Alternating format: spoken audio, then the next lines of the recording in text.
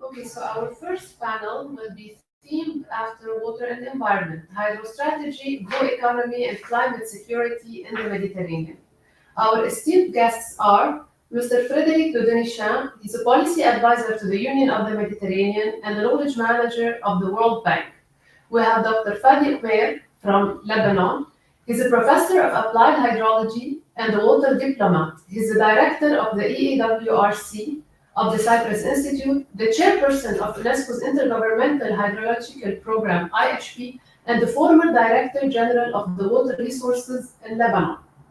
We have Dr. Filippo Berri, professor of geopolitics, president of Abaqua Center of Hydrostrategy Studies, and an innovator on water technology. And we have Dr. Gayan Gabrielian, the Deputy Minister of Environment of the Republic of Armenia, head of the Department of Public Investment Policy and university lecturer.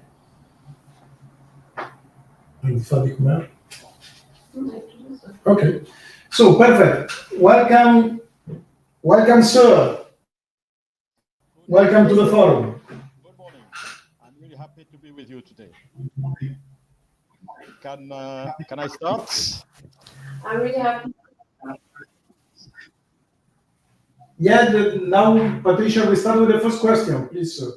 Okay, so the first question I'm going to address for this panel is on the Mediterranean Union, basically. So what is the key role of the Mediterranean Union in activating transnational collaborations between the members on environment and climate security, and which plans or programs are activated for this aim?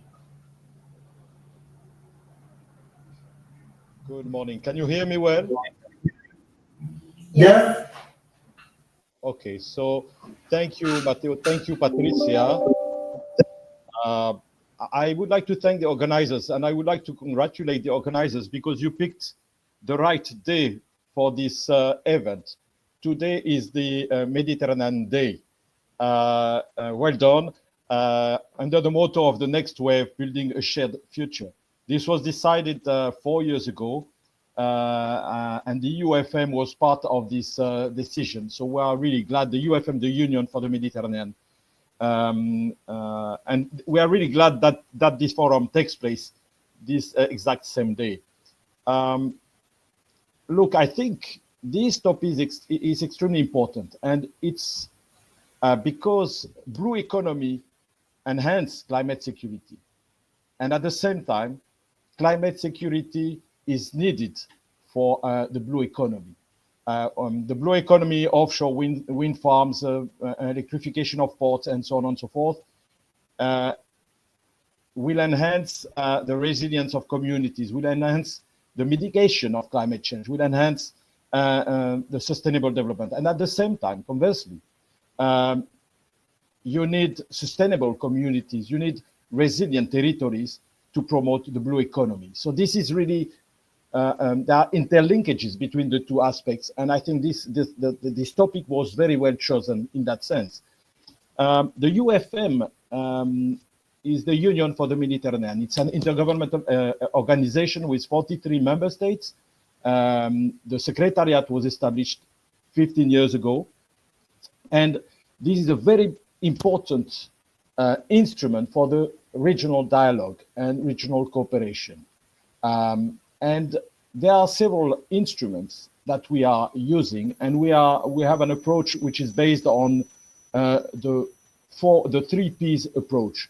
3 Ps meaning policy, regional platforms, and then projects. And I will immediately go to the blue economy because this is what the topic of the day. We had in 2021 a ministerial declaration on the blue economy, on sustainable blue economy, where the 43 ministers in charge of environment, blue economy, and sustainable development, they got together and they agreed on the declaration. This is the roadmap that we are following now. This is the first P, the policy dialogue level. And then we move to the second P, which is the platform, because it's fantastic. 5 years or 3 years ago, the ministers got together. But how is this implemented at the regional level? So we have the platforms. We have the Sustainable Blue Economy regional platform, where you have officials from ministries getting together on a regular basis and these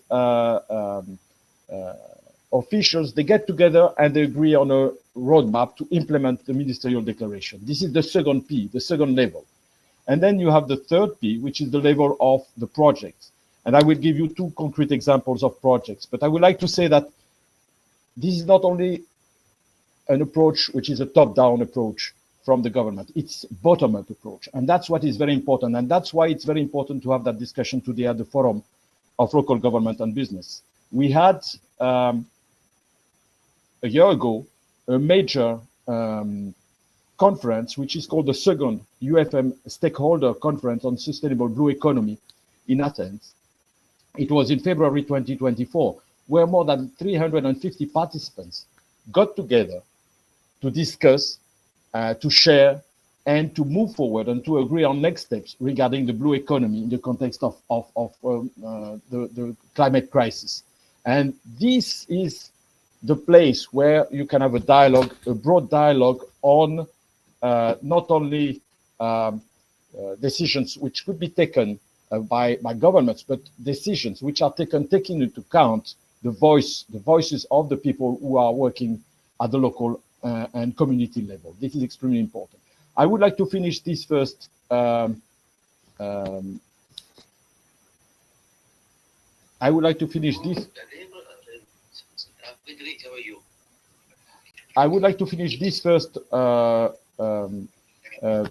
of the answer with a very concrete example that we have recently launched. We have launched a hackathon for young professionals who are experts on blue economy, and this will be done in Fez, in Marrakesh, with the Euromed University of Fez.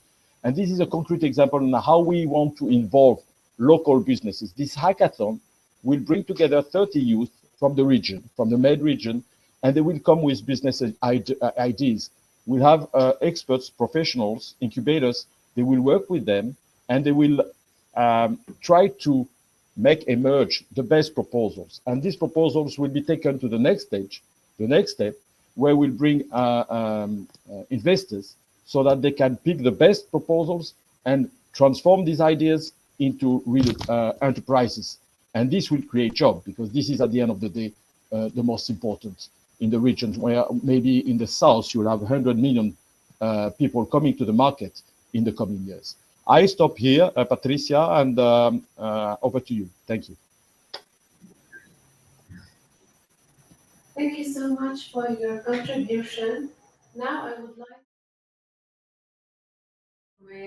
I will go back, since we talked vertically about solutions, to Mr. de Dinechin from the Union of the Mediterranean, to ask him about the key success factors in implementing the blue economy agenda in the region. Yeah. First, I would like to say that I listened with a lot of attention and interest the comments by Dr. Comer. And I think he insisted on the WEFE approach, which is water, energy, food ecosystem approach. And we're working at the UFM to prepare a regional strategy for the Med region.